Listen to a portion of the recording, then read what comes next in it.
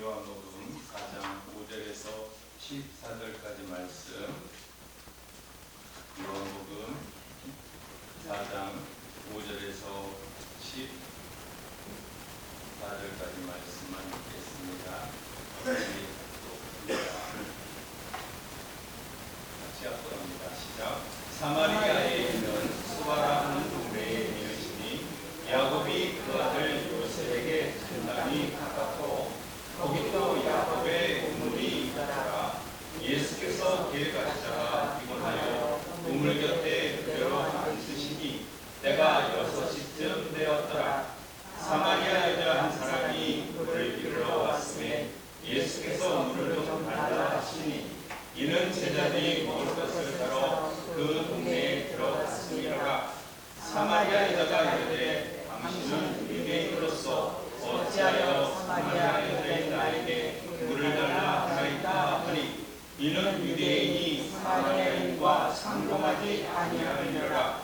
예수께서 대답하여 이르시되 내가 만일 하나님의 선물과 또 내게 물 좀 달라 하시니가 누구인 줄 알았더라면 내가 그에게 구하였을 것이요 그가 생수를 내게 주었으리라.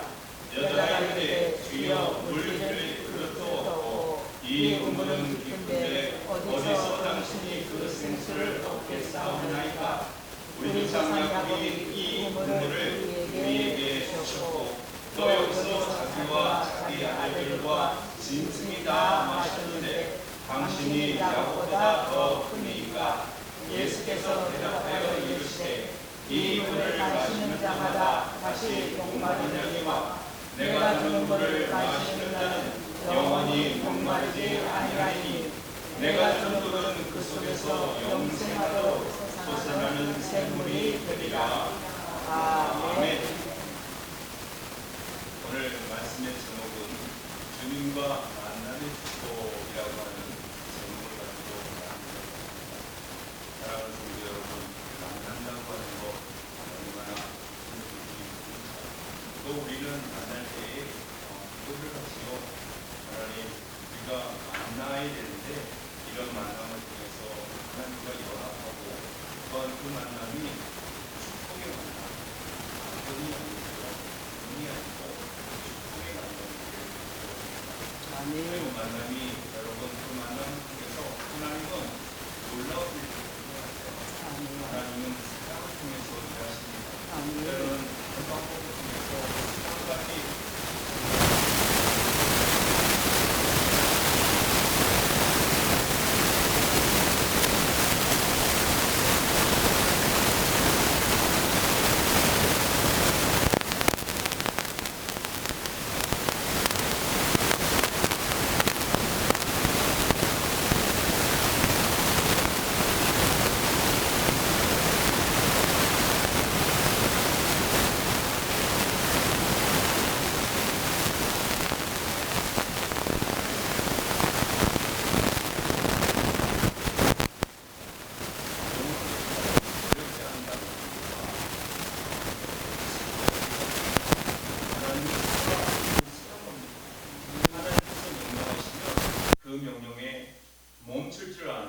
그래서 스톱이라고 하는 것을 잘 하는 것. 두 번째는 뭘까요? wait이라고 불러요. 영어에서는 기다려, 대기해, 거기에 멈춰 이렇게 말한다는 거예요. 하나님이 그럴 때마다 그것을 여러분 잘 받아들이고 멈출 때를 아는 것. 하나님이 잠깐만 기다려라고 하면 그 명령에 순응하고 순복하고 순종하는 그러한 사람이 되어야 한다는 거예요. 그러면 세 번째는 뭘까요? 이제 짐작이 가시지요? 세 번째가 뭔지. go라고 그래요. 가라, 진행하라, 나아가라 이렇게 말씀하시면 그것대로 나아가는 겁니다. 인간의 방법을 통해서 나아가는 것이 아니라 하나님께서 말씀하시면 그 말씀에 여러분 이 세 가지 stop, wait, go라고 하는 것, 멈춰, 기다려, 나아가 이렇게 말씀하시면 우리는 그대로 행해야 한다는 거예요. 이 세 가지를 잘하는 사람이 저는 중요하다고 생각합니다. 그리고 그 세 가지를 통해서 하나님은 만남이라고 하는 걸 주지요. 오늘 본문을 공부하면서 가장 만남의 축복이 뭘까라는 생각을 해봤어요. 뭐 여러 가지 말씀이 떠오르긴 하지만 그 중에서도 사마리아 여인이 예수님과의 만남은 참 독특한 만남이에요. 왜냐하면 오늘 말씀에도 증거하고 있듯이 이 만남은 예사로운 만남은 아니에요. 우리가 사마리아 여인을 예수님께서 만나는 게 뭘 그렇게 대단하다고 생각을 하느냐 하지만 그 당시에 팔레스타인 땅에서는요 사마리아 여인을 만난다는 것, 다시 말해서 예수님은 유대인이셨고 그렇게 추측을 하잖아요. 그 유대인이 이방 여인을 만난다고 하는 것은요 저 쓸데없는 이방인 그리고 죄인 이방인, 그래서 상종을 하지 않는다 오늘 본문에 나와 있듯이 가볍게 여기는 그런 사람들이라는 거예요. 그런데 예수님께서 12제자를 데리고 다니시면서도 그러한 사마리아 여인을 만난다는 자체가 놀라운 그 은혜가 담겨 있다는 겁니다. 아멘. 예수님이 사마리아 여인 만나는 것은요 예수님 입장에서는 아주 평이한 일이에요. 왜냐하면 예수님은 만나는 사람들마다 공생의 기간, 그 기간을 가만히 살펴보면 말씀 속에서도 발견되지만 병든 자, 아픈 자, 그리고 여러분 날 때부터 이렇게 장애인으로 태어난 자, 사람들이 죄인이라고 숨가락질하면서 세리 그러면 세리 집에 들어가서 식사하시면 죄인 집에 들어간다 할 만큼 그렇게 사람들이 배격하고 소외하는 사람들 편에 들어가셨다는 거예요. 그들을 만났다는 거지요. 심지어는요 많은 사람들이 사람을 내쫓아가지고 귀신 들려가지고 그 사람을 무덤 옆에다가 쇠사슬을 박아가지고 거기에 결박시켜놓은 사람까지도 만나시는 예수님이에요. 더 나아가 볼까요? 예수님은 죽은 자도 살리시는, 아멘. 죽어서 이제 냄새가 나는데도 불구하고 담배질에 썩는 냄새 맡아보셨어요?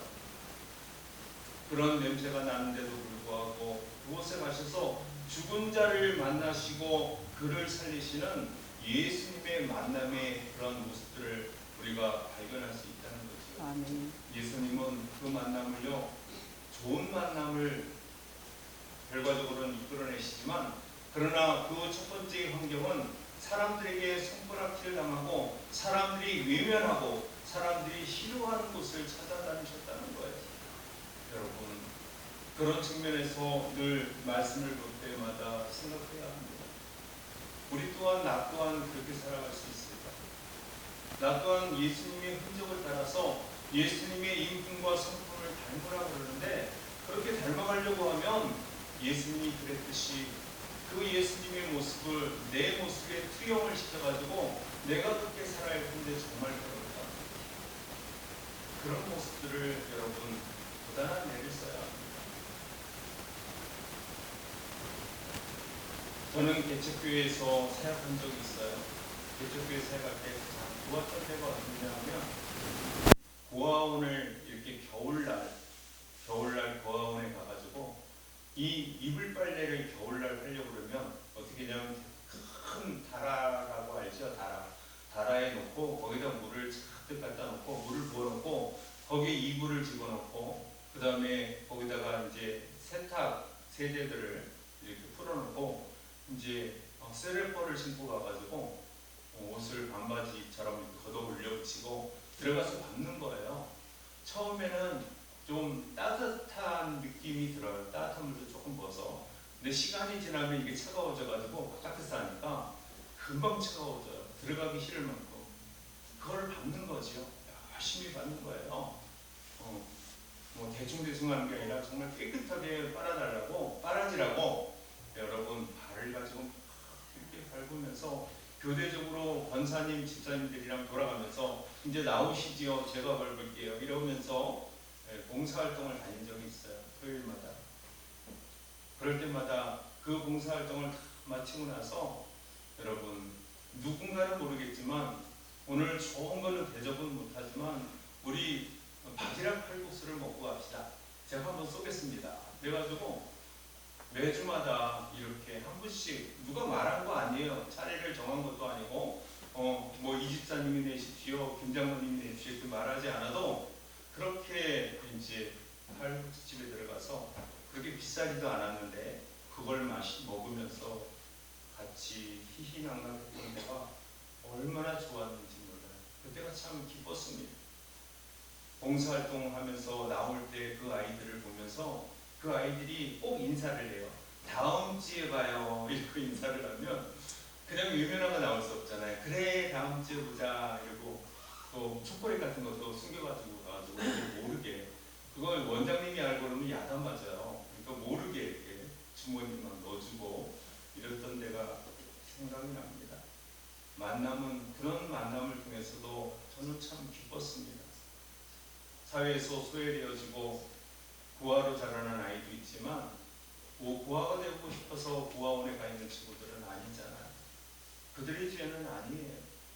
그런 소외된 지역을 향해서 여러분 우리의 발걸음을 좀 옮겨야 합니다.